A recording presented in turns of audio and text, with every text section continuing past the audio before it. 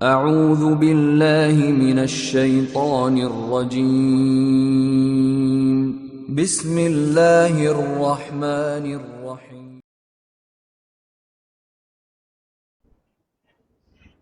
السلام عليكم ورحمة الله وبركاته.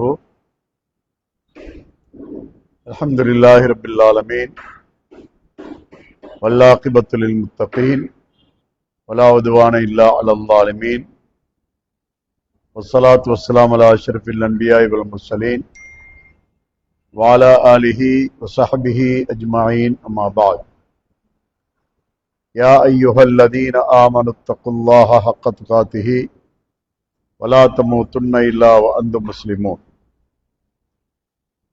يا أيها الناس اتقوا ربكم الذي خلقكم من نفس واحدة وخلق منها زوجها وبث منهما رجالا كثيرا ونساء واتقوا الله الذي تساءلون به والأرحام إن الله كان عليكم رقيبا. يا أيها الذين آمنوا اتقوا الله وقولوا قولا سديدا يصلح لكم أعمالكم ويغفر لكم ذنوبكم ومن يطع الله ورسوله فقد فاز فوزا عظيما.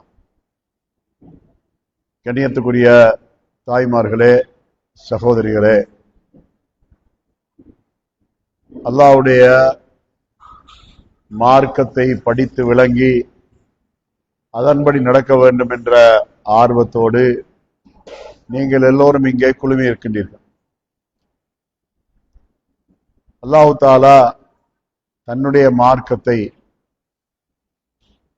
ஆதம் அலைஹிஸ்ஸலாம் அவர்கள் முதல் ஈசா நபி அலைஹிஸ்ஸலாம் அவர்கள் வரைக்கும் இருந்த நபிமார்களுடைய காலத்திலே பிரச்சாரத்துக்கென்று ஏற்படுத்திய அந்த அமைப்பும் கடைசி நபியுடைய காலத்துக்கு பின்னால் உள்ள அமைப்பும் வித்தியாசமான ஒரு அமைப்பாக இருக்கின்றது. அது எப்படி என்று சொன்னால், ஆதம் அலைஹிஸ்ஸலாத்திலிருந்து ஈசா அலைஹிஸ்ஸலாம் வரைக்கும் இருந்த காலத்தில் நபிமார்கள் உயிரோடு வாழ்ந்து கொண்டிருந்தார்கள். ஒரு நபி மரணித்து விட்டால் அந்த இடத்தை நிரப்புவதற்கு இன்னும் ஒரு நபி வந்து விடுவார். அதனால் இந்த பிரச்சாரத்தின் முழு பொறுப்பு நபியுடைய கையில் இருந்தது. அவர்களுடைய தோழர்கள் அவர்களுக்கு உதவியாளர்களாக தான் இருந்தார்கள்.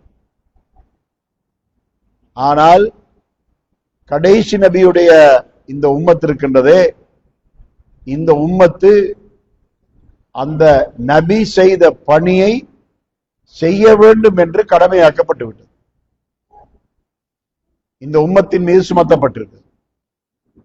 இந்த உம்மத்தில் ஆண்கள் மட்டுமல்ல, பெண்கள் மீது சுமத்தப்பட்டு விட்டது. இந்த பிரச்சார பணியை, மார்க்கத்தை எத்தி வைக்கின்ற இந்த பணியை அல்லாஹ் பெண்கள் மீது சுமத்தி விட்டான்.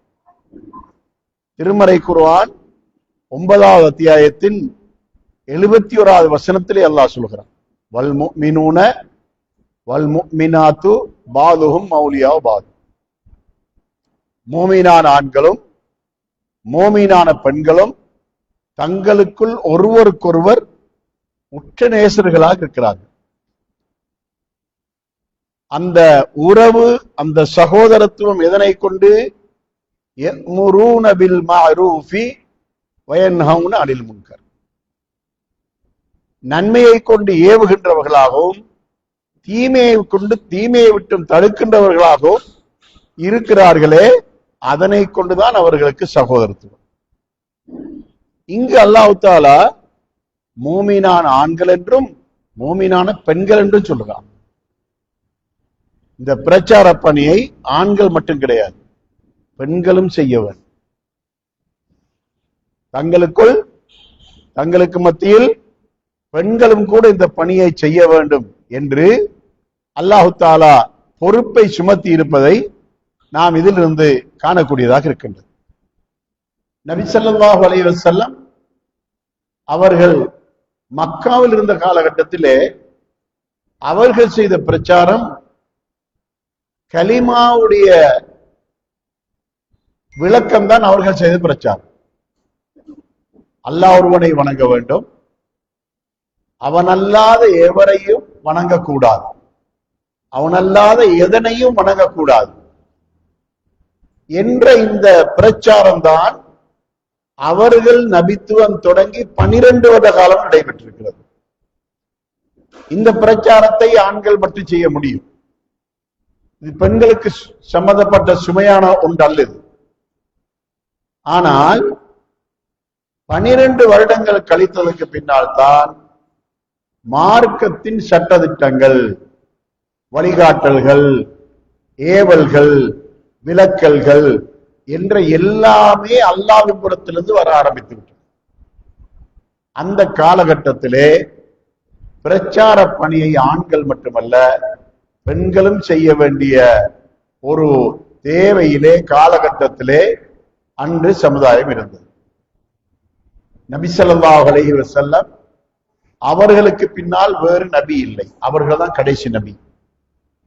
அவர்கள் மக்களுக்கு மத்தியிலே அவர்கள் நிலைநாட்டி விட்டு போகின்ற மார்க்கம்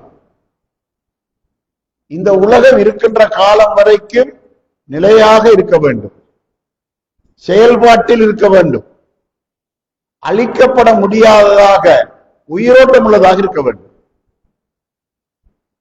மூசா நபி கொண்டு வந்த மூசா நபிக்கு அல்லாஹ் தஆலா கொடுத்த வேதம் தௌராத். பிற்காலத்திலே அந்த சமுதாயத்தால் அந்த வேதம் சின்ன பின்னமாக்கப்பட்டு விட்டது. அதுக்கு பின்னால ஜபூர் தாவூத் அலைஹிஸ்ஸலாத்துக்கு கொடுக்கப்பட்டது. அந்த வேதமும் அவர்களுடைய பின்னால் வந்த சமுதாயத்தால சீரழிக்கப்பட்டு விட்டது. அதுக்கு பின்னால இன்ஜீல் ஈசா அலைஹிஸ்ஸலாத்துக்கு கொடுக்கப்பட்ட வேதம். அந்த வேதத்திலேயும் பிற்கால சமுதாயம் அதை மோசமாக சின்னாபின்னமாக்கி விட்டார்கள். இந்த நிலைமை கடைசி நபி கொண்டு வந்த இந்த வேதம், கடைசி நபியின் மூலமாக அல்லாஹ் வழங்கிய இந்த திருமறை குர்ஆனுக்கு அது நடந்து விட்டால் இந்த உலகத்தில் இஸ்லாம் இல்லாமல் போயிடும். இப்போது இந்த குர்ஆன் என்ற இந்த வேதமும் இந்த வேதத்தின் மூலமாக அல்லாஹ் வழங்கி நபி ஸல்லல்லாஹு அலைஹி வஸல்லம் வழங்கிய அந்த பிரச்சாரமும் இந்த பூமியிலே நிலையாக இருக்க வேண்டும் என்று சொன்னால் இந்த வேதம் பாதுகாக்கப்பட வேண்டும். இந்த பாதுகாப்பை அல்லாஹ் எப்படி உறுதிப்படுத்துகிறார் என்றால் 15வது அத்தியாயத்தின் 9வது வசனத்திலே அல்லாஹ் உறுதிப்படுத்துகிறார். இன்னா நஹ்னு நஸ்ஸல்னா ذிக்ர வ இன்னா லஹு லஹாஃபிதுன். இந்த வேதத்தை நாமே இறக்கினோம், இதை நாமே பாதுகாக்கிறோம். அல்லாஹ் பாதுகாக்கின்ற பொறுப்பை ஏற்றுக்கொண்டு விட்டான். யாரும் ஒரு துளியும் இதிலே அசைக்க முடியாத அளவுக்கு இந்த வேதம் பாதுகாக்கப்படும் அல்லாஹ் சொல்லிவிட்டான். இந்த வேதத்தை அல்லாஹ் எப்படி பாதுகாத்தான் பாருங்கள். அதாவது முற்காலத்து நபிமார்கள் எழுத வாசிக்க தெரிந்தவர்கள் இருந்தார்கள். ஆனால் கடைசி நபிக்கு எழுதவும் தெரியாது, வாசிக்கவும் தெரியாது. அதனால் இந்த நபிக்கு சொல்ற என்னது? உம்மி நபி. எழுதவும் வாசிக்கவும் தெரியாத உம்மி நபி. அந்த நபி மட்டும் கிடையாது, அந்த நபியுடைய சமுதாயமும் 95% எழுதவும் வாசிக்கவும் தெரியாத மக்கள். அப்படியானால் இந்த வேதத்தை அல்லாஹ் எப்படி பாதுகாத்தான்? நபி ஸல்லல்லாஹு அலைஹி வஸல்லம் அவர்களுக்கு அல்லாஹ் இந்த வேதத்தை இறக்கி மனப்பாடம் செய்ய வைத்தார். அவருடைய மக்களும் மனப்பாடம் செய்தார். இந்த குர்ஆன் பாதுகாக்கப்பட்ட முறையை பாருங்கள். நபி அவர்களுக்கு வேதம் வழங்கியது முதலாவது இக்ரா சூரத்தின் 5 வசனங்கள். நபி அவர்கள் பாடமிட்டுக் கொண்டார்கள், சஹாபாக்கள் ஒவ்வொருவரும் பாடமிட்டுக் கொண்டார்கள். அதற்கு பின்னால் இந்த வேதம் 23 வருட காலம் கட்டங்கட்டமாக பகுதி பகுதியாக சின்ன சின்ன சூறாக்களாக இறங்கிக் கொண்டே இருந்தது. அவ்வப்போது இறங்க இறங்க சஹாபாக்கள் மனப்பாடமாகிக் கொண்டே இருந்தார்கள். எதிர்காலம் வரைக்கும் என்றால் நபி ஸல்லல்லாஹு அலைஹி வஸல்லம் மௌத்தாகிற நேரத்துல அல் குர்ஆன் இப்படி ஒரு வேதம் இல்லை, இப்படி ஒரு நூல் வடிவில் ஒரு வேதம் இல்லை. அவர்கள் மௌத்தாயினதுக்கு பின்னால முதலாவது கலீஃபா அபூபக்கர் ரலியல்லாஹு காலம், அந்த காலத்தில் தான் இந்த குர்ஆன் எழுதப்படுகின்றது. எப்படி? நபி ஸல்லல்லாஹு அலைஹி வஸல்லம் காலத்திலே இந்த குர்ஆன் இறக்கப்பட்ட போது இந்த வேதத்தை எழுதி வைப்பதற்கென்று நபி அவர்கள் ஒரு குழுவை நியமித்தார்கள். அந்த குழு என்ன செய்யும் தெரியுமா? ஒரு 4 வசனம் இறங்கினதாக வைத்துக் கொள்ளுங்கள். அந்த குழு பக்கத்தில் இருப்பார்கள். நபி ஸல்லல்லாஹு அலைஹி வஸல்லம் அவர்கள் இதை ஓதுவார்கள், அந்த 4 வசனத்தை எழுதுவார்கள். அடுத்த முறை ஒரு 15 வசனம் இறங்கினதாக வைத்துக் கொள்ளுங்கள். நபி ஸல்லல்லாஹு அலைஹி வஸல்லம் அவர்கள் வேதத்தை எழுதுகின்ற அந்த சஹாபாக்களை அழைப்பார்கள், அவர்களை உட்கார வைப்பார்கள், நபி அவர்கள் ஓதி காட்டுவார்கள், அவர்கள் எழுதுவார்கள். இப்படியே இந்த 23 வருட காலம் எழுதப்பட்ட வேதத்தை அபூபக்கர் சித்திக் ரலியல்லாஹு அன்ஹு அவர்களது காலத்திலே அந்த ஒரு நூல் வடிவிலே இது மாதிரி ஒரு குர்ஆனாக தொகுத்து எழுதப்பட்டது. அதற்கு பின்னால் உஸ்மான் ரலியல்லாஹு காலத்திலே இந்த ஒரு பிரதியை பார்த்து 8 பிரதி எழுதப்பட்டது. கிட்டத்தட்ட 200 வருடங்களுக்கு மேற்பட்ட காலம் இந்த குர்ஆன் மனப்பாடத்தில் தான் ஓதப்பட்டு வந்தது. அதற்கு பின்னால் தான் இந்த வேதங்கள் நூல் வடிவிலே வந்து குர்ஆனை பார்த்து என்ற பழக்கம் வந்தது. அதனால் இந்த குர்ஆனை அழிக்க முடியாது. இப்போது பாருங்கள், குர்ஆன் மதரசாக்கள், அரபு மதரசாக்கள் எப்படி இருக்கின்றனவோ அதே போல குர்ஆனை மனப்பாடமாக்குகின்ற மதரசாக்கள் இருப்பதை பார்க்கின்றோம். ஹாஃபிதுகள் முழுமையாக குர்ஆனை மனப்பாடமாக்குகிறார்கள். ரமலானுடைய காலத்திலே கியாமுல் லைலை தொழுவிப்பதற்கு ஹாஃபிதுகள் இருக்கிறார்கள். அவர்கள் முழு குர்ஆனையும் ரமலான் முழுவதிலும் ஓதி தொழுகை நடத்துகிறார்கள். அதனால் இந்த குர்ஆன் பாதுகாக்கப்பட்டு விட்டது. அல்லாஹ் இந்த வேதத்தை பாதுகாத்து விட்டார். இவ்வாறு பாதுகாக்கப்பட்டிருந்த வேதமும் இந்த வேதத்துக்கு விளக்கம் சொன்ன நபி ஸல்லல்லாஹு அலைஹி வஸல்லம் அவர்களுடைய ஹதீஸ்களும் சமுதாயத்துக்கு பிரச்சாரம் செய்யப்பட வேண்டும். இந்த பிரச்சார பொறுப்பை அல்லாஹ் யார் மீது சுமத்துகிறான்? ஆண்கள் மீதும் சுமத்துகிறான், பெண்கள் மீதும் சுமத்துகிறான். இந்த சபையிலே வயது வந்தவர்களை விட அதிகமாக இளம் வயதுடையவர்கள் இருப்பதை நான் பார்க்கிறேன். உங்களுடைய பொறுப்பு என்ன? இப்போது இந்த பேர்வளை பகுதியிலே உங்களுக்கு தெரியும் தரீகாக்கள் இருக்கின்றன. அந்த தரீகாக்களை நம்புகின்ற மக்கள் இருக்கிறார்கள். அவர்களுடைய நம்பிக்கையில் தரீகாக்கள் இருந்தாலும் அவர்களுக்கும் உங்களுக்கும் இடையிலே ஏதோ ஒரு வகையிலே பிணைப்பு இருக்கின்றது.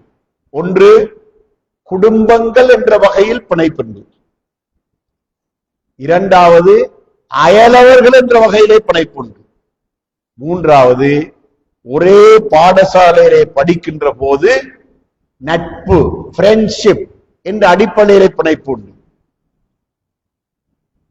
நாலாவது திருமண உறவுகளின் மூலமாக உங்களது குடும்பங்களிலே வந்து ஏனைய தரீகாக்கள், ஜமாத்துகள் போன்ற அமைப்புள்ளவர்கள் வந்து திருமணம் முடித்திருப்பார்கள்.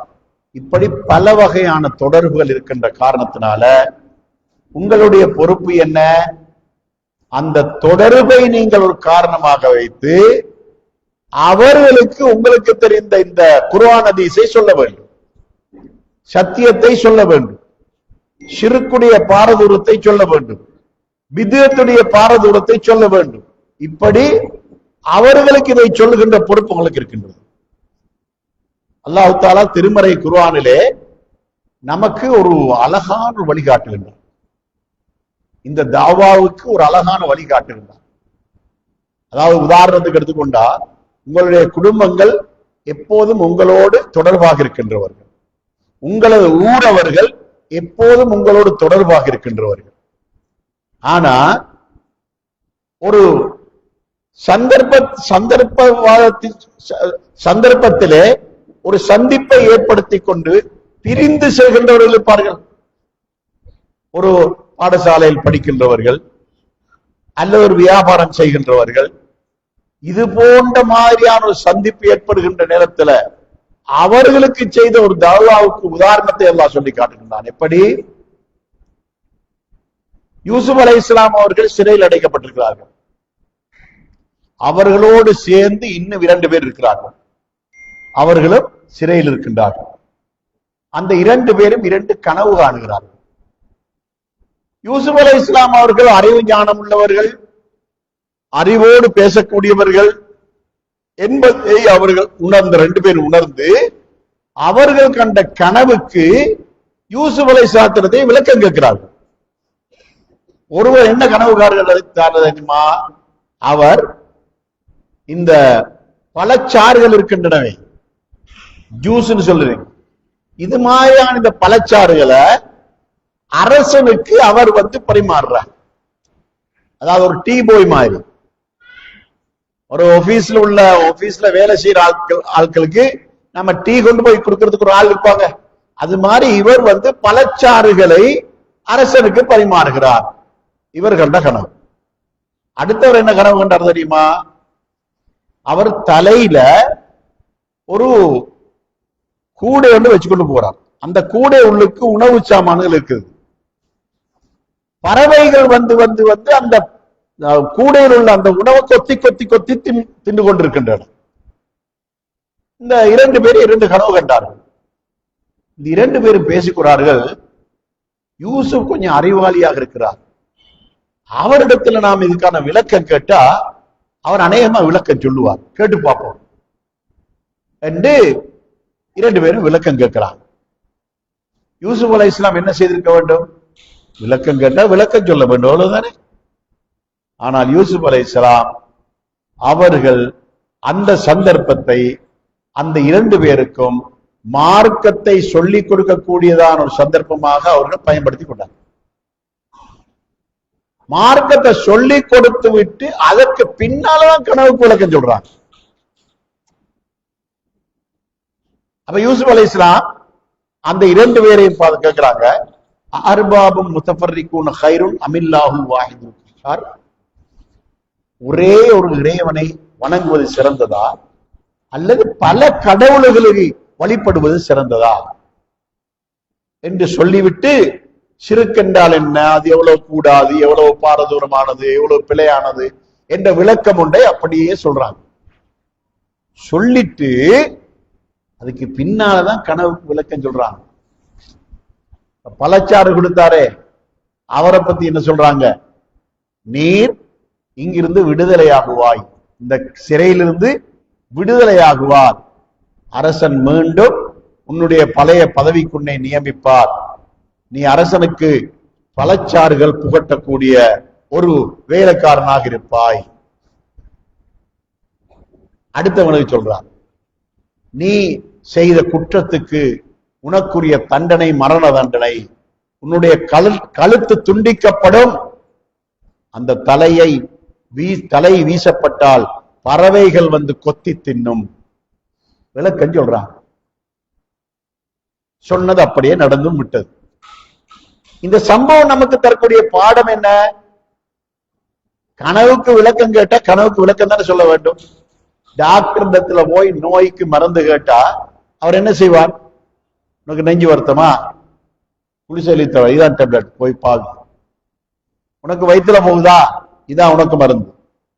உனக்கு காய்ச்சலா, இதான் உனக்கு டாக்டர் தானே செய்வாரு. அதே போல யூசுப் அலைஹிஸ்ஸலாம் கனவுக்கு விளக்கம் கேட்டிருந்தா விளக்கத்தை சொல்லிட்டு போன முடிஞ்ச. ஆனா என்ன செய்தார்கள்?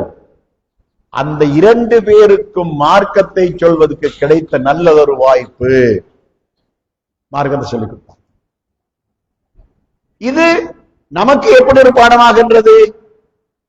உங்களில் ஒருவருடைய வீட்டுக்கு விருந்தாளிகள் வருகிறார்கள்.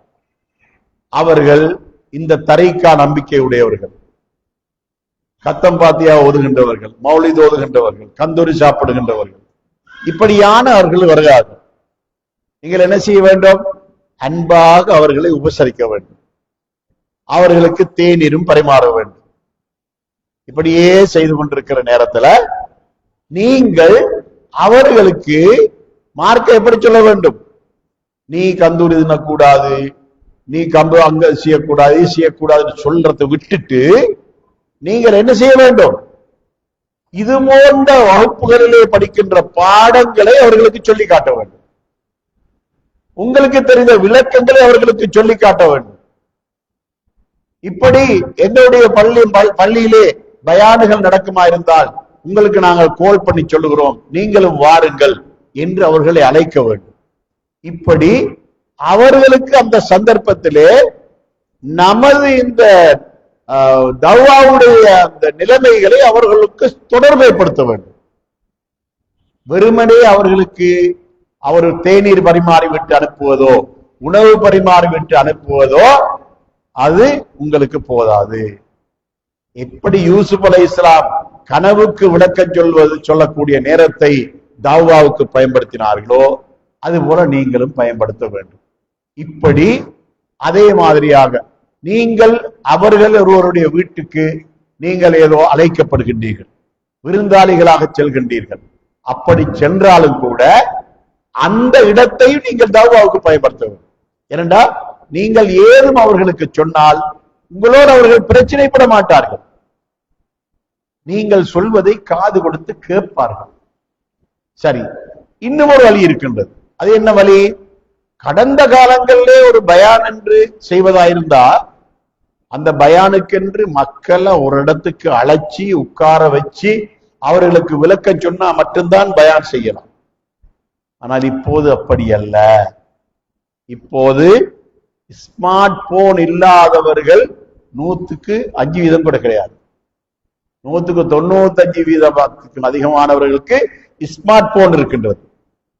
அந்த ஸ்மார்ட் போன்ல வாட்ஸ்அப் இருக்கின்றது, பேஸ்புக் இருக்கின்றது, வைபர் இருக்கின்றது, டெலிகிராம் இருக்கின்றது. எல்லாமே இருக்கிற அந்த போனுக்கு நீங்க என்ன செய்யலாம்? உங்களுடைய வாட்ஸ்அப்புக்கு வரக்கூடிய ஒரு பயான உங்களுடைய அந்த தொடர்புடையவர்கள் குடும்ப வகையிலேயோ நட்பு வகையிலேயோ சொந்த பந்த வகையிலேயோ அயலவர்கள் வகையிலேயோ தொடர்போடு இருக்கின்றவர்களுக்கு நீங்க ஷேர் பண்ண வேண்டும். ஒரு பயான் இப்போது இன்றைக்கு நடக்கிற இந்த பயான இது இப்போது பேஸ்புக்ல இந்த பயான் போகிறது. இந்த பயான் முழு உலகமும் மக்கள் பார்க்கிறார்கள். உங்களுடைய போனுக்கும் இந்த பயான் வரும். இந்த பயானை நீங்கள் என்ன செய்ய வேண்டும்? உங்களுக்கு தொடர்புடையவர்கள் யாரோ அவர்களுக்கு ஷேர் பண்ணி அவர்களையும் இந்த பயானை கேட்க வைக்க வேண்டும். இப்படியான பயானை கேட்பதன் மூலமாக பல லட்சக்கணக்கான மக்கள் நேரு வழி பெறுகிறார்கள். இந்த முயற்சியிலும் ஈடுபட வேண்டும். ஏனென்றா இந்த போனுகளை, இந்த வாட்ஸ்அப்பு, இந்த பேஸ்புக்கு இப்படியான வீகளை எல்லாம் வீணான காரியங்களுக்கு பயன்படுத்தினா அல்லாஹ்வுடைய தண்டனைக்கு ஆளாக வேண்டி வரும். சினிமா பார்ப்பதற்காகவோ நாடகங்கள் பார்ப்பதற்காகவோ அதாவது ஆபாசமான காட்சிகள் பார்ப்பதற்காகவோ இந்த இந்த இந்த உபகரணத்தை பயன்படுத்தினா அல்லாஹ்விடத்தில் பதில் சொல்ல வேண்டி வரும். இதை நாம் எதற்கு பயன்படுத்த வேண்டும்? நன்மையான வழியில் பயன்படுத்த வேண்டும். அல்லாஹ்வுடைய தீனை பிரச்சாரம் செய்வதற்கு பயன்படுத்த வேண்டும். இப்படியான ஒரு முயற்சியில் நாம் ஈடுபட்டோம் என்றால் இந்த பணியை நாம் சிறப்பாக செய்ய முடியும். அது மட்டுமல்ல, இப்போது நமக்கு ஒரு பொறுப்பு இருக்கின்றது. இதோ ரமலான் வருகின்றது. ரமலான் வருகின்ற இந்த காலகட்டத்திலே நாம் இந்த குர்ஆனை நாம் மொழிபெயர்ப்பை வாசிக்க ஆரம்பிக்க வேண்டும். இந்த குர்ஆனுடைய மொழிபெயர்ப்பை வாசிப்பது நம் மீது கடமை. ஏன் அல்லாஹ் தஆலா இந்த குர்ஆனை யாருக்கு இறக்கினார்? அரபியிலே உள்ள இந்த குர்ஆனை அரபு மொழி பேசுகின்ற சமுதாயத்துக்கு தான் அல்லாஹ் இறக்கினார். இந்த குர்ஆனை இறக்கிய போது அவர்களுக்கு இந்த குர்ஆன் விளங்கியது. ஏன்? அவர்களுடைய தாய்மொழி அரபு தாய்மொழி. அந்த மொழியில் தான் இந்த குர்ஆன் இறக்கப்பட்டது. அப்படி இறக்கப்பட்டதை அவர்கள் எல்லோரும் விளங்கினார்கள். அதனால்தான் அன்று அறியாமை காலத்தில் வாழ்ந்து கொண்டிருந்த அந்த மக்கள் இஸ்லாத்தை ஏற்று இஸ்லாத்தில் வாழ்ந்தார்கள். இந்த குர்ஆன் அவர்களை நேர்வழிப்படுத்தியது. தாலிக்கல் கிதாபு லா ரைப ஃபீஹி ஹுதல் லில் முத்தகீன். எவர்கள் அல்லாஹ்வுக்கு பயமுடையவர்களாக இருக்கின்றார்களோ அவர்களுக்கு இந்த குர்ஆன் நேர்வழி காட்டும். அல்லாஹ் தஆலா 8வது அத்தியாயத்தின் 2வது வசனத்திலே சொல்லி காட்டுகின்றார். இன்னமல் முஃமினூன அல்லதீன இதா ذுகிரல்லாஹு வஜிலத் குலூபுஹும் வ இதா துலியத் அலைஹிம் ஆயாத்துஹு ஸாதத்துஹும் ஈமானா. மூமின்கள் எத்தகையவர்கள் என்றால் அவர்களுக்கு முன்னால் அல்லாஹ்வை பற்றி சொல்லப்பட்டால் அவருடைய உள்ளங்கள் நடுங்கிவிடும். அச்சத்தோடு பயத்தோடு உள்ளங்கள் நடுங்கிவிடும். அவர்களுக்கு முன்னால் அல்லாஹ்வுடைய குர்ஆனின் வசனங்கள் ஓதி காண்பிக்கப்பட்டால் அவர்களுடைய ஈமான் அதிகரிக்கும் என்று அல்லாஹ் சொல்லுகிறார். இப்போது தாய்மார்களே, உங்களது பொறுப்பு என்ன? இதோ இந்த ரமதான் வருகின்றது. இந்த ரமதானிலே இந்த குர்ஆனை, இது அருளப்பட்ட மொழியாகி அரபு மொழியிலே ஓத முடியும். அது சிறந்ததுதான். ஒரு எழுத்துக்கு 10 நன்மை வீதம் நமக்கு கிடைக்கும். ஆனால் நம்மீது சுமத்தப்பட்ட கடமை அதுவல்ல. நம்மீது சுமத்தப்பட்ட கடமை என்ன? இந்த குர்ஆனை நமது தாய்மொழியிலே வாசிக்க வேண்டும். அதுதான் கடமை. அரபு மொழியிலே ஓதுவது சுன்னத். ஓதாவிட்டால் அல்லாஹ் குற்றம் பிடிக்க மாட்டான். அல்லாஹ் எதை குற்றம் பிடிப்பான்? பாடசாலைக்கு சென்று நீங்கள் ஓஎல் வரை படிக்கின்றீர்கள், ஏஎல் படிக்கின்றீர்கள், அதற்கு பின்னால யூனிவர்சிட்டி செல்கின்றீர்கள். இப்படி எத்தனையோ படிப்புகள் எல்லாம் படித்து மிக தெளிவாக வாசிக்கின்ற வாசிப்பு திறமை உங்களுக்கு இருக்கின்றது. அப்படி இருக்கின்ற வாசிப்பு திறமையிலே குர்ஆனை தவிர எல்லாவற்றையும் வாசிக்கின்றவர்களாக நாம் இருந்தா அல்லாஹ் மறுமையிலே என்ன கேட்பான்? சும்ம லத்துஸ் அலுன்ன யௌம இதின் அனின் நஈம். நீங்கள் அடிக்கடி ஓதுகின்ற வசனம் தானே இது? அல் குர்ஆனிலே அடிக்கடி ஓதுகின்ற வசனம் தானே இது? இந்த வசனத்தை அல்லாஹ் என்ன சொல்றார்? சும்ம லத்துஸ் அலுன்ன யௌம இதின் அனின் நஈம். மறுமை நாளில் இந்த உலகத்திலே அல்லாஹ்வுக்கு உங்களுக்கு புரிந்த அருட்கொடைகளை பற்றிய அத்தனை கேள்விகளையும் அல்லாஹ் மறுமையில் உங்களிடத்தில் கேட்பான் என்றுதான் அல்லாஹ் இந்த வசனத்துல சொல்றான். அல்லாஹ் என்ன கேட்க போறான்? உனக்கு எழுத தெரியும், வாசிக்க தெரியும், நீ உலகத்தில் இருக்கின்ற எல்லாவற்றையும் வாசித்தாய், என்னுடைய குர்ஆனை வாசித்தாயா? இப்படி ஒரு கேள்வி அல்லாஹ் கேட்டா நாம் என்ன பதில் சொல்ல போகிறோம்?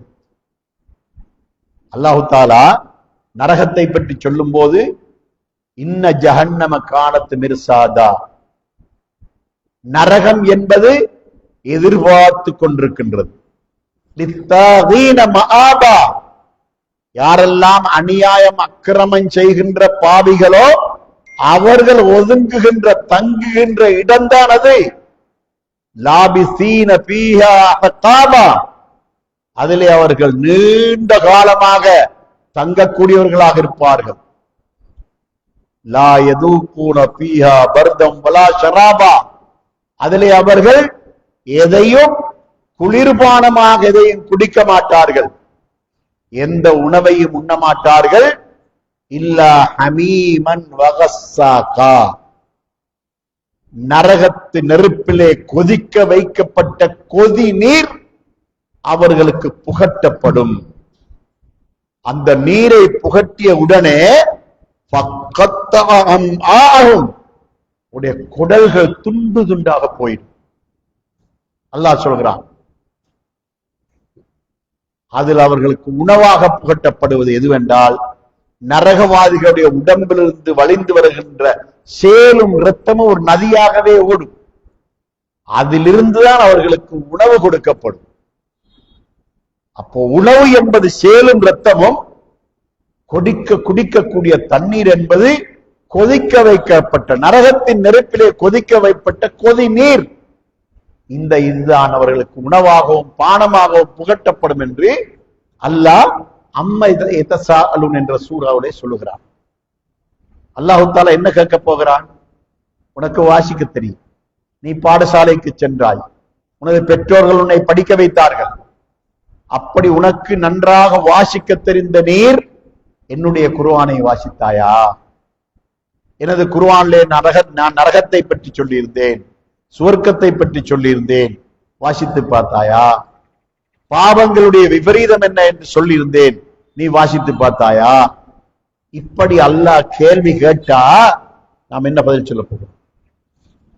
அதனால இந்த பயான கேட்பது என்பது இருக்கின்றதே, இது நமக்கு அந்த மார்க்கத்தை படிப்பதற்கான வழிகாட்டல் மட்டும்தான். இது மார்க்கத்தை இந்த பயானின் மூலமாக முழுமையாக படிக்க முடியாது. நீங்கள் அழைக்கப்பட்டு 1 மணி நேரம் பயான் கேட்கின்றீர்கள்.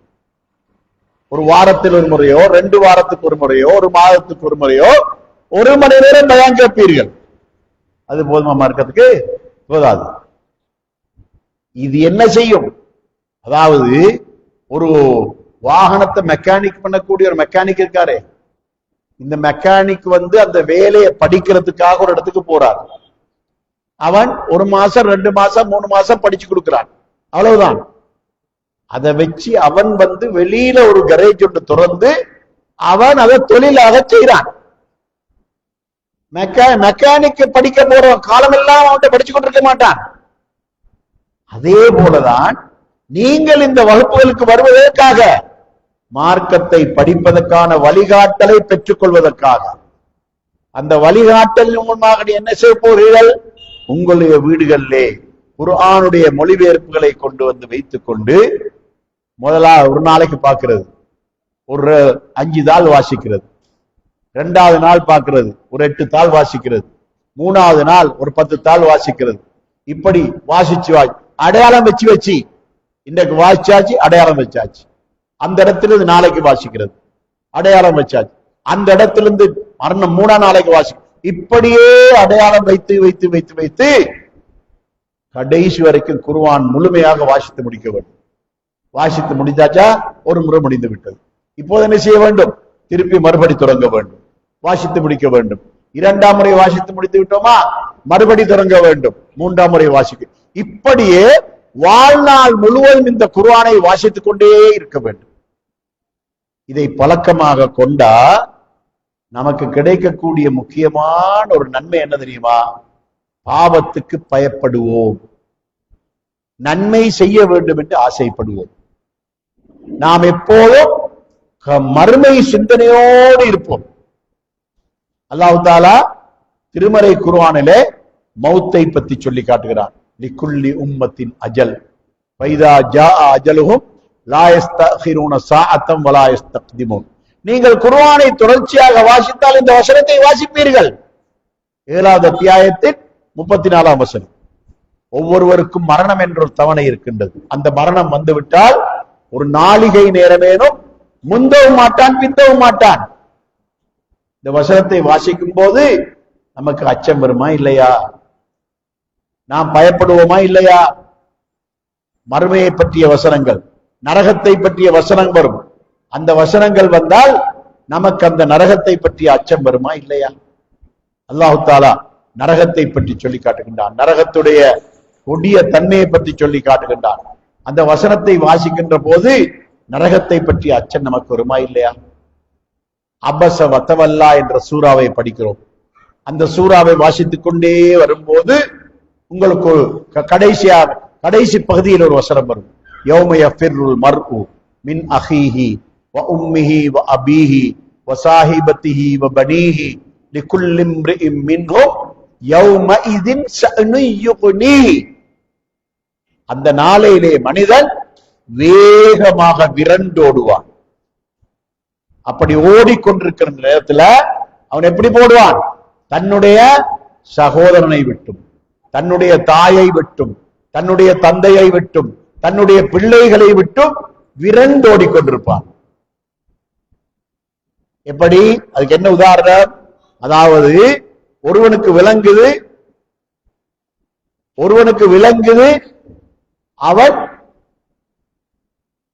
அவனுக்கு விசாரணை தொடங்கல் என்ன?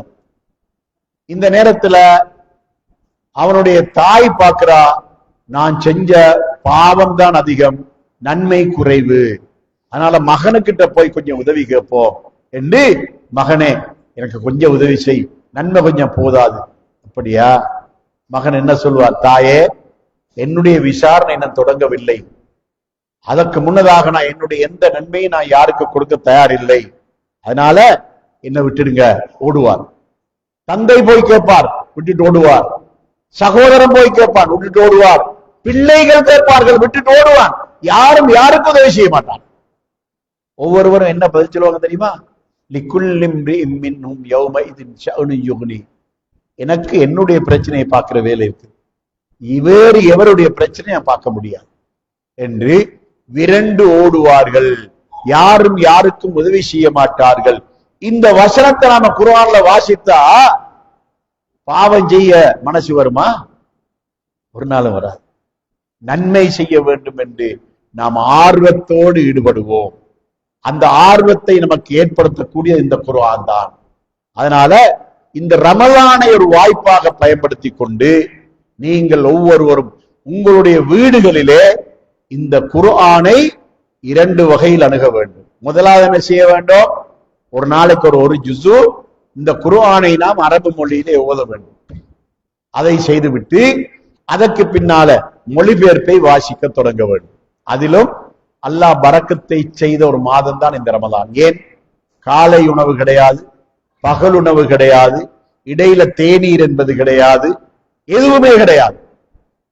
கிட்டத்தட்ட 7 வயசு பிள்ளைகள் எல்லோருமே நோன்பாளிகளாக இருப்பார்கள். நமக்கு வாசிப்பதற்கு, குர்ஆனை ஓதுவதற்கு தாராளமாக வசதியும் வாய்ப்பும் நேரமும் இருக்கின்றது. நம்ம தாராளமாக வாசிக்கலாம். அதனால நாம் இந்த ரமலானில் அதை தொடங்க வேண்டும். ரமலான் வருகின்றது, அதற்கு முன்னதாக நாம் இன்றைக்கே ஆரம்பிச்சிடலாம், நாளைக்கே ஆரம்பிச்சிடலாம். ஆரம்பிச்சு நாம் இதை தொடர்ந்து கொண்டே போனோம் என்று சொன்னால் நமக்கும் குர்ஆனுக்கும் இடையில ஒரு நெருக்கமான உறவு ஏற்பட்டுவிடும். அதன் மூலமாக நாம் பாவங்களை செய்யாதவர்களாக, பாவங்களை சிந்திக்காதவர்களாக, நன்மைகளை அதிகம் செய்ய வேண்டும் என்று ஆசைப்படக்கூடியவர்களாக நாம் ஆகிறோம். இதுல இன்னும் ஒரு முக்கியமான செய்தியை நான் உங்களுக்கு சொல்ல விரும்புகின்றேன். இந்த சபையிலே படிக்கின்ற மாணவிகள் வந்திருப்பதை நான் பார்க்கிறேன். இந்த மாணவிகளுக்கு நான் ஒரு அழகான டைம் டேபிள் போட்டு தர விரும்புகிறேன். அது என்ன டைம் டேபிள் தெரியுமா? இந்த மாணவிகள் எல்லாம் பாடசாலை பாடங்களை படிப்பதற்கு அவர்கள் எடுத்துக்கொள்ளக்கூடிய நேரம் எது? இரவு இஷா தொழுகைக்கு பின்னால எல்லோரும் சாப்பிட்டு விட்டு மூத்தவர்கள் முதியவர்கள் எல்லோரும் உறங்கி விடுவார்கள். உம்மா வாப்பா, வயசு வந்தவங்க, பாடசாலைக்கு படிக்க போகாதவங்க எல்லோரும் உறங்கிடுவாங்க. படிக்கிற பிள்ளைகள் மாத்திரம் என்ன செய்வார்கள்? அவர்கள் ஒரு இடத்துக்கு ஒதுக்குப்புறமா இருந்து படிக்க ஆரம்பிப்பார்கள். அந்த படிப்பு எவ்வளவு நேரம்? 2 மணி நேரம், 2.5 மணி நேரம், 3 மணி நேரம் அப்படியே படிப்பார்கள் என்று சொன்னா இரவு 12 மணி 1 மணி வரைக்கும் படிப்பாங்க. அதுக்கு பின்னால் நித்திரை கொள்ளுவாங்க. ஆழ்ந்த நித்திரை அல்லவா, களைப்பல்லவா, ஃபஜ்ரும் தொழாமல் நித்திரை கொண்டு விடுவார்கள். அப்படியெல்லாம் கஷ்டப்பட்டு படிப்பார்கள். இந்த படிப்பின் மூலமாக நமக்கு பிரயோசனம் குறைவு. அதுக்கு முதற் காரணம் என்ன? நாம படிக்கின்ற நேரம் பொருத்தப்பட்டது. இரண்டாவது, ஃபஜ்ருடைய தொழுகையை தொழாமல் தொழுகையை பால்படுத்தக்கூடிய ஒரு சந்தர்ப்பம் இதன் மூலமாக ஏற்படுகின்றது. இந்த மாணவிகளுக்கு நான் சொல்லக்கூடிய ஒரு அழகான ஆலோசனை என்ன தெரியுமா? இஷா தொழுத உடனே படுத்துருவோம். வீட்டுல எல்லோரும் நித்திரை கொள்ளக்கூடிய நேரத்துல படுத்து தூங்கிடுவோம். தூங்கி நமக்கு தானா முடிப்பு வரலன்னா நாம எல்லாமாவது வச்சுக்கொள்ளலாம். இன்றைக்கு எல்லாரோட மொபைல் போன்லயும் எல்லாம் வைக்கலாம். எல்லாம் வைக்கிறது இத்தனை ஒரு 3 மணி அல்லது 2:30 அல்லது 3:30 நமக்கு சௌகரியமா போல எல்லாம் வைக்கிறது. எல்லாம் வச்சு நாம எழும்பி முதலாவது என்ன செய்யறது? உது செய்து கொண்டு தஹஜ்ஜுது தொழுகிறது. அல்லாஹ் எப்படி சந்தோஷப்படுவான்? தஹஜ்ஜுது தொழுகையுடைய சிறப்பு என்ன தெரியுமா? நபி ஸல்லல்லாஹு அலைஹி வஸல்லம் சொல்றாங்க, அல்லாஹு தஆலா ஒவ்வொரு நாளும் பிந்திய இரவிலே முதலாவது வானத்துக்கு இறங்குறான். எத்தனை வானம்? 7 வானம். 7 வானத்தில் 6 வானங்களை தாண்டி முதலாவது வானத்துக்கு இறங்குகிறான். இறங்கி 3 விதமான அழைப்புகளை விடுக்கிறான். மையதுஊனி ஃபஅஸ்தஜீப லஹு வமை யஸ்அலுனி ஃபஉதியஹு வமை யஸ்தக்பிருனி ஃபஅக்பிர லஹு. என்னை அழைப்பவர் உண்டா? பதிலளிக்கிறேன். என்னிடம் கேட்பவர் உண்டா? கொடுக்கிறேன். என்னிடம் பாவ மன்னிப்பு தேடுபவர் உண்டா? மன்னிக்கிறேன். அல்லாஹ் நம்மை தேடி நம்மை நெருங்கி நம்மிடம் நெருங்கி முதல் வானத்துக்கு வருகிறான். வந்து இந்த 3 அழைப்புகளை விடுக்கிறான். என்னை அழைப்பவர் உண்டா? நான் பதிலளிக்கிறேன். என்னிடம் கேட்பவர் உண்டா, நான் கொடுக்கிறேன். என்னிடம் பாவ மன்னிப்பு தேடுபவர் உண்டா, மன்னிக்கிறேன். இந்த மாணவ மாணவிகள் அந்த நேரத்தில் எழுந்தவர்கள் என்ன செய்ய வேண்டும்? தஹஜ்ஜுத் தொழ வேண்டும்.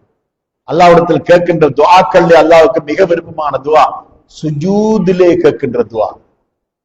சுஜூதிலே அல்லாஹ்விடத்திலே சொல்ல வேண்டும், அல்லாஹ்வே நான் படித்துக் கொண்டிருக்கிறேன், எனது கல்வி எனக்கு பயனுள்ளதாக ஆக்கிவிடு, கூடுதலான மார்க்ஸ் இருக்கக்கூடியதாக, கூடுதலான புள்ளிகள் இருக்கக்கூடியதாக இந்த கல்வியில எனக்கு பிரயோஜனத்தை தந்துவிடு.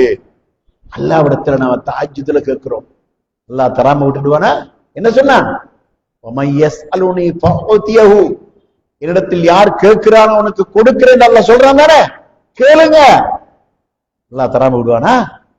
கேட்கிறது, சுஜூதுல கேட்கிறது. சுஜூதுல கேட்டு விட்டு படிக்க தொடங்கினா, இரவு நேரத்திலே கஷ்டப்பட்டு தூக்கம் விழித்து படிக்கின்ற நேரத்திலே இந்த மூளையிலே பதிவதை விட அந்த அதிகாலையிலே பதிவது வேகம், அவசரமாக பதியும். அடுத்தது அல்லாஹ்வுடைய உதவியை கேட்டுவிட்டு படிக்க தொடங்கினா மிக அவசரமாக நாம் முன்னேறி விடலாம். அதற்கு பின்னால நாம் படிக்கிறோம், சுமார் 6 மணி பிந்து வரைக்கும் தாராளமாக படிக்கலாம். இடையிலே ஃபஜ்ருடைய தொழுகை வரும், அந்த நேரத்திலே ஃபஜ்ரையும் தொழுது விட்டு அந்த தொழுகையிலும் துஆ கேட்டு விட்டு தொடர்ந்து படிக்கலாம். படித்து இப்படியே ஓஎல் எக்ஸாம் வரையும், ஏஎல் எக்ஸாம் வரையும் நீங்கள் படித்து பாருங்கள். எல்லா பாடங்களிலும் சித்தி அடையக்கூடிய ஒரு தகுதி அல்லாஹ் நமக்கு தந்து விடுவார். அது மட்டுமல்ல, பாவமான சிந்தனை இல்லாமல் நன்மையை சிந்திக்கக்கூடிய ஒரு சந்தர்ப்பத்தை இதனூடாக நீங்கள் எல்லாரும் பெற்றுக்கொள்ள முடியும். அதனால் நாம் இந்த நாம் தூங்குகின்ற நேரம் இருக்கின்றதை, உறங்குகின்ற நேரம், அந்த நேரத்திலே ஒரு மாற்றத்தை ஏற்படுத்த வேண்டும். ஏனென்றால் அல்லாஹ்வுக்கு மிக விருப்பமானது தஹஜ்ஜுதுக்கு எழும்பி தஹஜ்ஜுத் தொழுவது என்பது அல்லாஹ்வுக்கு மிக விருப்பமான ஒன்று. அதனால் தாய்மார்களே, சகோதரிகளே, குர்ஆன் என்பது நமக்கு மொழி தெரியாமல், அர்த்தம் விளங்காமல் ஓதுவதற்கு வந்ததல்ல இந்த குர்ஆன். இந்த குர்ஆன் படித்து விளங்குவதற்காகத்தான் இந்த குர்ஆன் நம்மிடம் வந்தது. அதனால் உங்களுக்கு ஒரு சம்பவத்தை நான் சொல்லி காட்ட விரும்புகின்றேன். அதாவது இஸ்லாத்திலே திருமண வயது என்பது பருவம் வந்துவிட்டால், ஆண்களுக்குத்தான் பெண்களுக்குத்தான், பருவம் வந்துவிட்டால் திருமணம் முடிக்க முடியும். பெண் பிள்ளைகள் ஒரு 11 வயது 12 வயது 13 வயதுல பெரிய பிள்ளை ஆயிடுவாங்க, அதோடு திருமணம் முடிக்க முடியும். இன்றைக்கு ஏன், கடந்த காலம் நம்முடைய முன்னோர்கள் இருந்த காலத்துல 15 வயசுக்கு முன்னாலே திருமணம் முடிச்சு கொடுத்துருவாங்க. எப்படி ஒரு 40 வயசாகிற நேரத்துல 8 புள்ள 10 புள்ள பெற்றுருவாங்க. அவங்க முதுமையான வயது அடையிற நேரத்துல அவங்கள பாக்குறதுக்கு அவங்களோட பேர பிள்ளைகள் ரெடி ஆயிடுவாங்க. முந்தின காலம் இப்படித்தான். ஆனா இப்போது அந்த நிலைமை மாறி இருக்கின்றது. எப்படி என்று சொன்னா, எல்லா பிள்ளைகளும் படிக்கிறார்கள். அந்த படிப்பு இன்றைக்கு ஆக குறைந்தது அட்வான்ஸ் லெவல். அட்வான்ஸ் லெவல் சொன்னா 17 வயது 18 வயது ஆயிடும். அதுக்கு பின்னால யூனிவர்சிட்டி என்று போனா அங்கால 23 24 வயசு 25 வயசு ஆகும். அதுக்கு பின்னாலதான் இன்றைக்கு திருமணம் என்ற ஒரு நிலைமை இன்று ஆகி இருப்பதை பார்க்கின்றோம். இதனால இந்த பிள்ளைகள் அப்படியான வயதை அடைகின்ற காரணத்தினால இந்த பிள்ளைகள் கல்விக்காகவே தங்களுடைய காலத்தை கூடுதலாக செலவழிக்கின்ற ஒரு நிலைமை இருக்கின்றது. கடந்த காலத்தை பற்றி என்ன சொன்னேன்? சின்ன வயசுலே திருமணம் முடிப்பார்கள் என்று சொன்னேன் தானே. அதுக்கு உதாரணம் என்ன? அதாவது அரபு நாட்டிலே, அதாவது சிறு பிள்ளைகளுடைய திருமணம் என்று ஒன்று இருந்தது. 6 வயது 7 வயது 8 வயது பிள்ளைய திருமணம் முடிச்சு கொடுத்துருவாங்க. அப்படியா நடைமுறை அன்றைக்கு இருந்துச்சு. அப்படி இருந்த காலகட்டத்திலே நபி ஸல்லல்லாஹு அலைஹி வஸல்லம் அவருடைய மனைவி ஹதீஜா நாயகி மௌத்தாயிடுறாங்க. மௌத்தாகும் போது நபி அவர்களுக்கு வயது 50. அந்த நேரத்தில் அவர்கள் மௌத்தாயினதுக்கு பின்னால நபி அவர்கள் சௌதா நாயகியை திருமணம் முடிக்கிறாங்க. சௌதா நாயகி கொஞ்சம் வயசு, ரசூலுல்லாஹ்வோட இளமதான், ஆனா கொஞ்சம் வயசு. திருமணம் முடிக்கிறாங்க. திருமணம் முடிச்சு ஒரு மாசம் போற நேரத்துல கதீஜா நாயகி மௌத்தாயி ஒரு மாசத்திலே திருமணம் முடிச்சுட்டாங்க.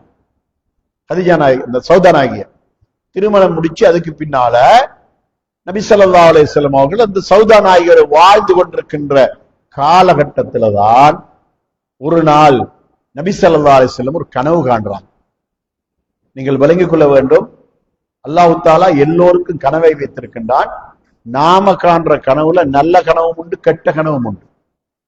நபி ஸல்லல்லாஹு அலைஹி வஸல்லம் என்ன சொன்னாங்க? நல்ல கனவாயிருந்தால் அது அல்லாஹ்வின் புறத்திலிருந்து உள்ளது, நீங்கள் விரும்புகின்றவர்கள் கதை சொல்லுங்கள். எல்லாருக்கும் சொல்ல வேணாம், உங்களுக்கு பொருத்தம் என்று காண்ற ஆட்களுக்கு அதை சொல்லுங்க. கெட்ட கனவாயிருந்தா யாருக்கும் சொல்லாங்க. யாருக்கும் சொல்லாங்க. உதாரணம் என்ன தெரியுமா? மனைவி கெட்ட கனவுன்னு கண்டுட்டால் கணவனுக்கும் சொல்லக்கூடாது. கணவன் கெட்ட கனவுன்னு கண்டுட்டால் மனைவிக்கும் சொல்லக்கூடாது. அதோடு அப்படியே அடக்கிடணும். அதை அதுல இருந்து மனசோட அடக்கிடணும். யாருக்கும் சொல்லக்கூடாது கெட்ட கனவு கண்டா. ஆனா நபிமார்களுக்கு கெட்ட கனவு என்பது அறவே கிடையாது, காணவே மாட்டார்கள். நபிமார்கள் காணுகின்ற அத்தனை கனவுகளும் அல்லாஹ்வின் புறத்திலிருந்து வருகின்ற வஹி. குர்ஆன் எப்படி வஹியாக வந்ததோ அதே போல நபிமார்கள் காணக்கூடிய கனவும் வஹி. யூசுப் அலைஹிஸ்ஸலாம் அவர்களை பத்தி, யூசுப் அலைஹிஸ்ஸலாம் அவர்கள் கண்ட ஒரு கனவை பத்தி அல்லாஹ் குர்ஆன்ல சொல்றான். அதாவது சூரியனும் சந்திரனும் 11 நட்சத்திரங்களும் அவர்களுக்கு சுஜூது செய்தன என்று குர்ஆன் சொல்லுது. இது அவர்கள் கண்ட கனவு. இதே மாதிரி நபிமார்கள் எந்த கனவை கண்டாலும் அந்த கனவு அல்லாஹ்வின் புறத்திலிருந்து வர வஹி. ஒரு நாள் நபி ஸல்லல்லாஹு அலைஹி வஸல்லம் அவர்களுக்கு ஒரு கனவு தெரிபடுது. அந்த கனவுல ஒருவர், ஒரு ஆண் கையில இப்படி ஒரு சின்ன பிள்ளையோட தொட்டில் பாருங்களேன், அது மாதிரி பல்லாக்குன்னு ஒண்டிக்கு. இந்த அரசர்களை தூக்கி கொண்டு போற பல்லாக்கு, சந்தூக்கிக்குதே, ஜனாசா தூக்கிட்டு போற சந்தூக், 4 காலுக்குது, 4 பக்கத்தால் தூக்கிட்டு போவாங்க. அது மாதிரி அந்த சந்தூக்கு மாதிரி ஒண்ணுதான் பல்லாக்கு.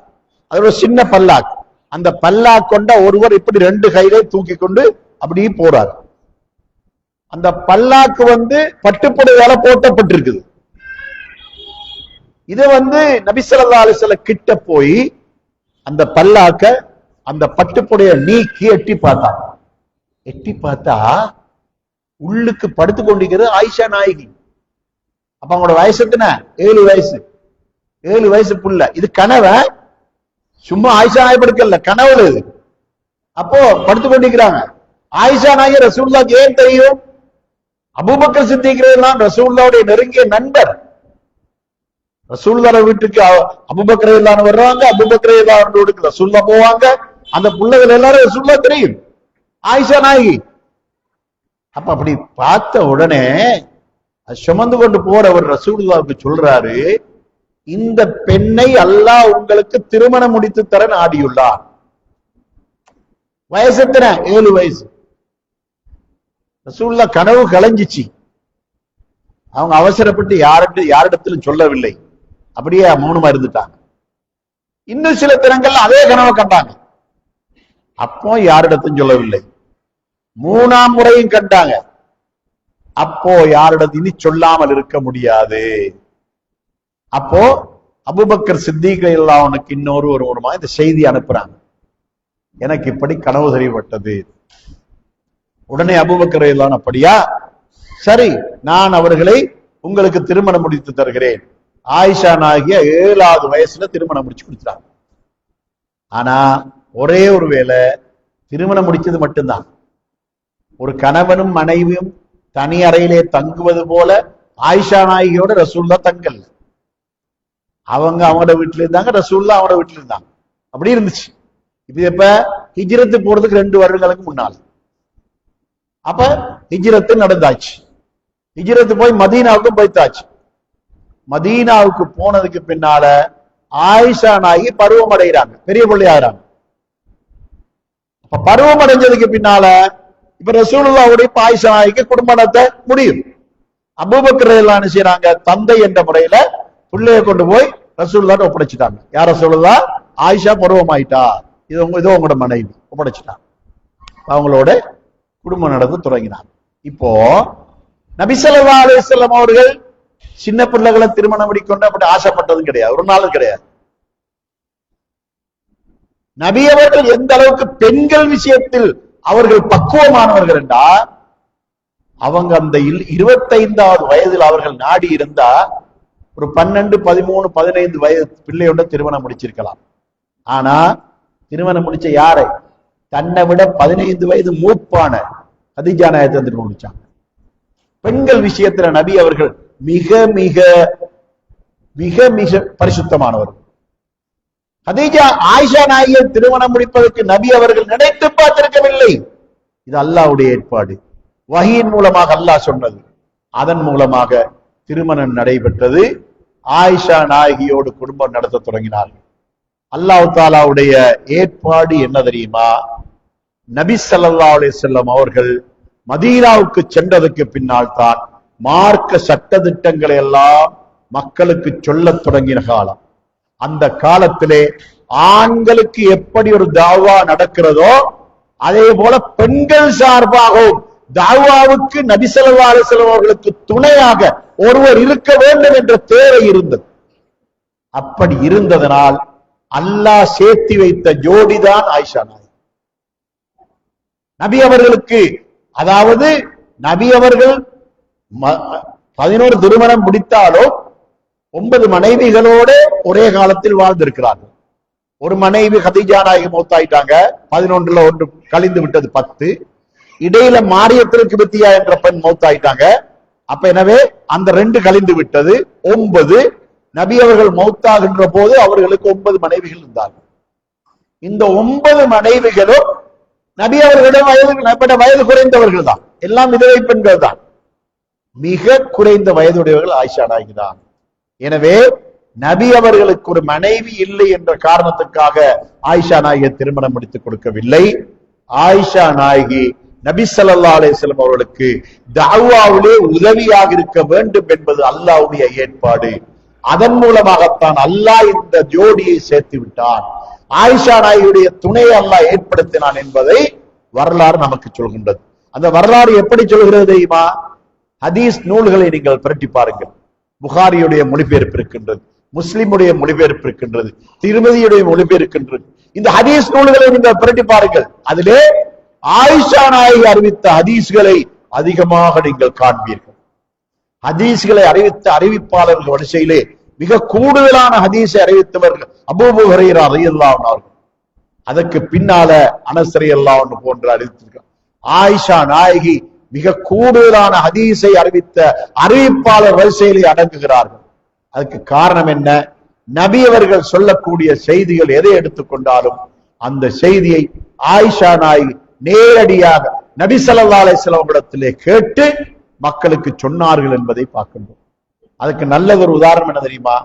நபி ஸல்லல்லாஹு அலைஹி வஸல்லம் அவர்கள் இரவு தொழுகையை தொழுவது வீட்டில் தான், பள்ளிவாசலில் அல்ல.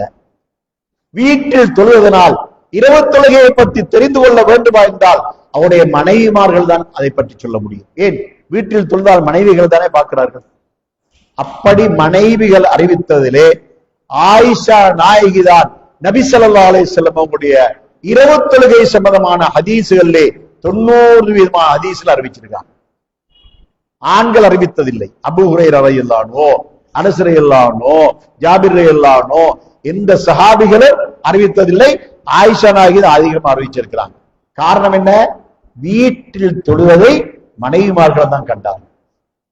இப்போ அபூ சலமத் பின் அப்துர் ரஹ்மான் என்று சொல்லக்கூடிய ஒருவர், அவர் யார் என்றால் அப்துர் ரஹ்மான் என்ற சஹாபியுடைய மகன். சஹாபி அல்ல, தாபி. அவர் ஆயிஷா நாயகத்துல வர்றார். வந்து அப்துர் ரஹ்மான் அவுஃப் ரலியல்லாஹு இருக்காங்களே, சஹாபாக்கள்ல நபி அவர்களுக்கு மிக நெருக்கமாக இருந்த சஹாபி.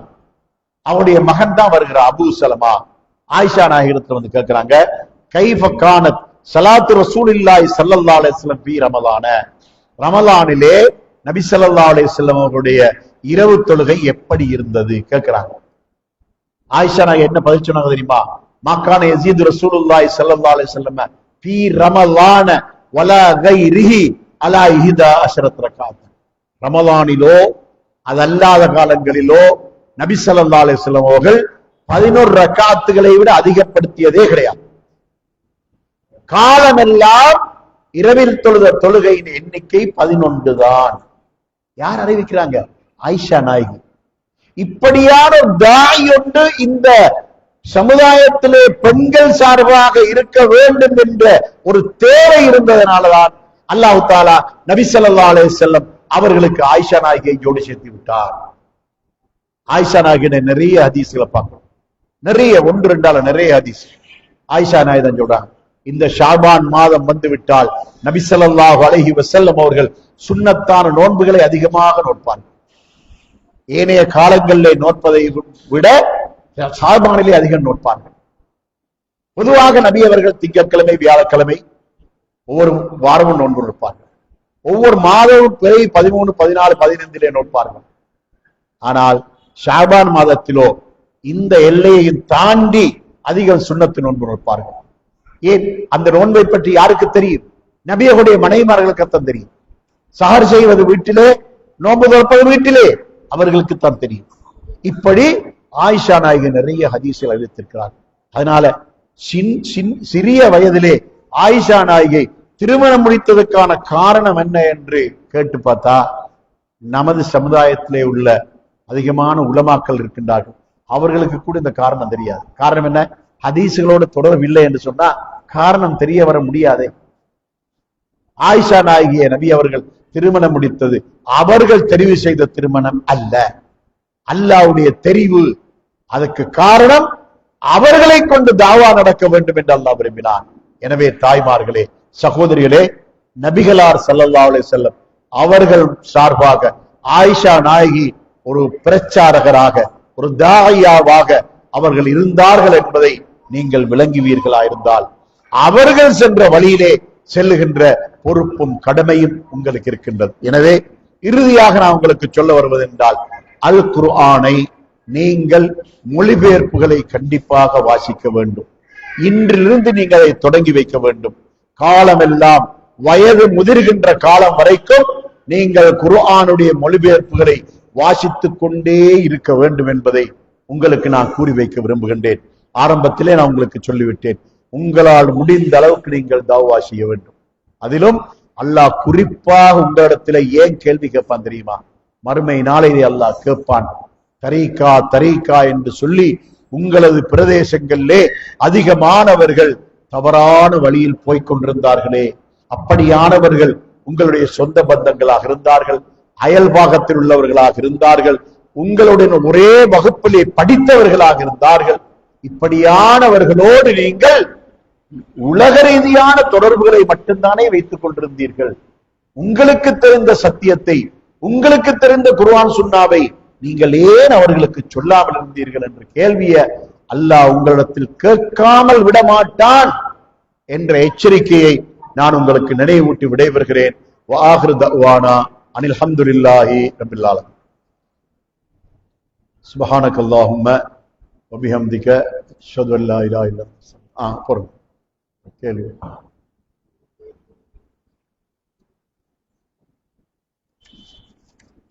ஒரு கேள்வி வந்திருக்குது. தொழும்போது சிறு பிள்ளைகள் முன்னால் செல்வதை பற்றி ஒரு விளக்கம் தரவும், தடுப்பையும் மீறி செல்வதை பற்றி. இது ஒரு நல்ல கேள்வி. அதாவது தொழுகின்றவர்களுக்கு முன்னால் குறுக்கே செல்ல வேண்டாம் என்று சொன்னது பெரியவர்களுக்கு தான். சின்ன பிள்ளைகளுக்கு இதனுடைய பாரதூரம் தெரியாது. ஆனால் அவர்கள் போவார்கள் வருவார்கள். அதனால பிள்ளைகளுக்கும் பாவம் இல்லை, உங்களுக்கும் பாவம் இல்லை. இதுக்கு நான் உங்களுக்கு ஒரு நடைமுறை உதாரணத்தை சொல்றேன். நபி ஸல்லல்லாஹு அலைஹி வஸல்லம் அவர்கள் மஸ்ஜித் நபவியிலே தொழுகை நடத்தி கொண்டிருப்பார்கள். ஹசன் ஹுசைன் ரலியல்லாஹு அன்ஹுமாயர்கள் ஓடி திரிகின்ற சின்ன பிள்ளைகள். அவங்க என்ன செய்வாங்க? ரசூலுல்லாஹ் சுஜூதுல இருக்கும்போது முதுகுக்கு மேல ஏறிக்கொள்வாங்க. முதுகுக்கு மேல ஏறிக்கொள்ளும். நபி ஸல்லல்லாஹு அலைஹி வஸல்லம் என்ன செய்வாங்க? சுஜூதுன்னு எழும்புறதுக்கு முன்னதாக ஒரே முறையாக எழும்பாம மெதுவாக புள்ளைய கவனமாக தூக்கி வச்சுட்டு எழும்புவாங்க. மறுபடியும் பிள்ளைகள் முதுகில் வருவாங்க, மறுபடியும் அப்படித்தான் செய்வாங்க. அதனால நபி அவர்கள் தொழுகின்ற நேரத்திலேயே அவ்வாறு பிள்ளைகள் நடந்து கொண்டார்கள் என்ற ஹதீஸ்களை நான் பார்க்கிறோம். ஆகவே நீங்கள் தொழும்போது உங்களுக்கு முன்னால பிள்ளைகள் குறுக்கே வந்ததுனால அந்த தொழுகை பாத்தில் நினைக்கவும் வேண்டாம், பிள்ளைகளை நீங்க கடிந்து கொள்ளவும் வேண்டாம், ஏசவும் வேண்டாம். ஏன்னா அது அவங்க பிள்ளைகள், அவங்களோட தன்மை அதுதான். ஆனா வளர்ந்தவர்கள் முதியவர்கள் அவர்கள் தான் குறுக்கே செல்லக்கூடாது. இதில் தான் கவனமா இருக்கிறோம். சொல்லமா சுப்ஹானக்கல்லாஹு வ பிஹம்திக அஷ்ஹது அல்லா இலாஹா இல்லா அன்த அஸ்தக்ஃபிருக்க